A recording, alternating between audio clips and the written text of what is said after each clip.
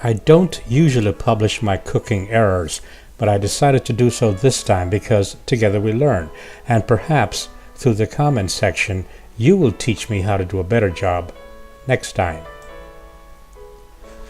So let's get started. I'm showing the time here so that you'll have an idea how long it actually took. So the first thing, of course, was to turn on the stove. Prepare the stove 355 degrees at say 35 minutes, and that was the first thing to do. As you can tell, I'm using a countertop stove, and this thing is phenomenal. It is really very good for the size of cooking and recipes that I handle. Alright, first some aluminum foil, because I thought if I used aluminum foil, cleanup would be easy, and quite frankly that was the purpose of this recipe. Easy to make, easy cleanup. A word of caution here: when you defrost chicken, don't put it on for too long because it'll start to cook the edges. I started by adding some red wine, and please, I know you should eat red wine with chicken, but I use red wine. I like the flavor. Then I added salt and pepper, and I also added some Italian seasoning. Perhaps that was an error. Then I wrapped it all together, making sure that the folds overlapped so nothing would leak out in the stove. And when I got done doing that, in the oven it went. And this time I made very sure to set the timer for 30 minutes. So in it went, and this was the time it went in. Since it was chicken and rice, I decided to cook the rice while the chicken was in the oven. 350 degrees oven. This is one of my standbys, chicken bouillon. And in cooking rice, I use 1 cup for every 2 cups of water. And of course, as you know, when you're cooking rice, it's 2 cups of water for every 1 cup of rice. That's it. Use 2 measures of water for every 1 measure of rice.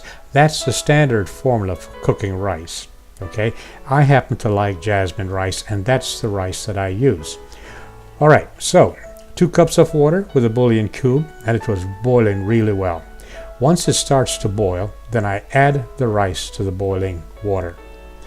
And as you can tell, the bouillon cube has colored the rice. And once I do that, I stir it a little bit. I don't use a metal spoon though. Use a wooden spoon. I happen to pick up a metal spoon, and that's an error. That's the first error. I'm aware of it. I should not have done that. Then I put the lid on, and then I put the stove to simmer. And that's it. 30 minutes later, of course, the rice is done, and it's delicious. Chicken bouillon with a little pat of butter on top, and the rice turned out to be perfect. That's the way to cook rice.